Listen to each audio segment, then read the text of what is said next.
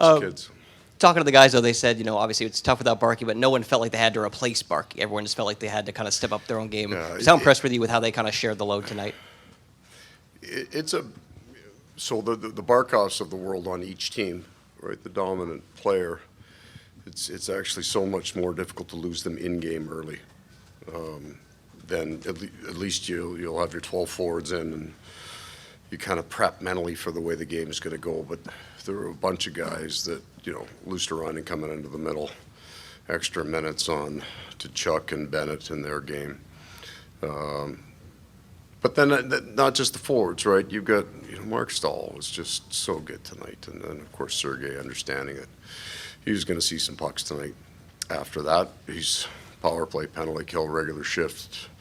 Just face-offs alone, the shift between the first and second period and the face-off wins, that had a whole lot to do with some of the territorial advantage that they had on us. So it was a really good, gritty win, right? We got a lot of blocked shots tonight. We blocked an awful lot of shots, and I thought maybe the best stretch of hockey we had was probably in the last 6 minutes. Back right, George. Don't think he got challenged a whole lot, but it's a good thing Bobrovsky didn't have to go anywhere, right? I mean, this guy, he hasn't given up he's given up one goal since the third period of game one. What have you seen a goalie in the postseason that you've coached go on a run like this? I think you'll find it's almost all of the four guys left.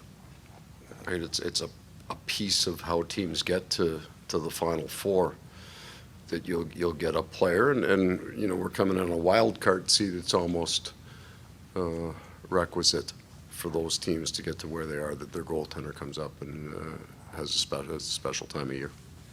If you have a question, please raise your hand. Left side, second row. We've talked a lot throughout this playoff run about playing those kind of games that you talked about from the very start of the year, winning. This is 1-0. I don't think it'd be more of one of those. Just right. Way you guys, right. you mentioned the block shot. Feels like you guys are like cleaning up rebounds really well. Just do you feel like kind of everything you worked on in the regular season is paying off right now?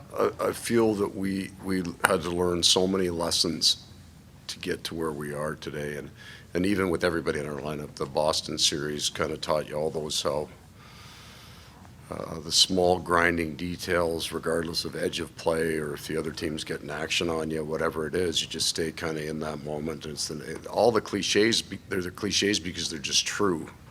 Next shift. It doesn't matter what happened in the last one. Grind the next one.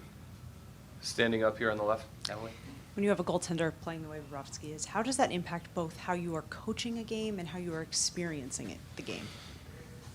Wouldn't change much for me from a coaching point of view. Like we're to take the theory to the extreme. At no point we would say, hey, nobody has to come back in our end. Bob's got it, right? Like we have to. But there is a different feeling always on the bench when you get a guy that's just so strong in the net. More for the defenseman than anything else, right? They start to feel where the puck's going to come off him. If he doesn't stop it and he doesn't eat it, they get a sense of where the puck's going to go because there's a consistency to how he's moving in the net and where the pucks are coming off him, and it lets those guys dial in. We'll take two more questions, front left. Paul, we've talked a lot throughout the year about what you guys went through, whether it was injuries, illnesses, the schedule, and then to this point, we've talked to you about how everything's starting to click in the playoffs. Do you have maybe a feeling of pride, or what is the feeling when you see everything that you've been preaching for the last 7 months coming together? If I answer the question the way the last part of your question is, like I'm going to take ownership of it, and I wouldn't. What I would say is, I've said this before, of a great sense of pride being associated with them. The players run this room now, right? What they've got going on in that room. Yeah, the coaches do some things, but this is the players' time of year, and they're not looking behind the bench for answers in this game. They know what the answers are, and they're applying them themselves. But I do enjoy being a part of it because they're a fun bunch of guys, and they grind hard. We got forced into that game in January, and certainly in the back half of January. That schedule was the only way we were surviving that at that time. Sergei's injured. We went a long stretch of games with Bennett and Barkov out of our lineup. You're only surviving that if the grind becomes who you are. And this game would be, yeah, they had action, they had the territorial advantage, the shot advantage. I mean, the areas that we had the advantage of was probably clearing that front and blocking shots. Those would be the two stats that we like the most. Both of those are filthy hard things, and they seem to enjoy it. Last question, front left. Too, Losterinen had to jump off the wing there and play some Yeah. big minutes down the middle. I mean, what does that say about both his hockey IQ and his versatility to be able to play those heavy defensive minutes? Yeah, over the course of the year, and that goes back to sometimes the adversity you face is easily the best training ground. That just happened, right? He and, still one of the best regular season games that we played this year was in Tampa, coming off the All-Star break, and we had to win, felt like, the next 15.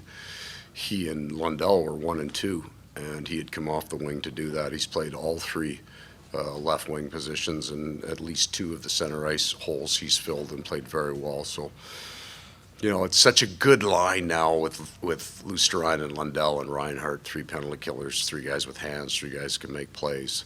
But we needed him to come to the middle, and he was so positionally and physically strong that's a big part of the story.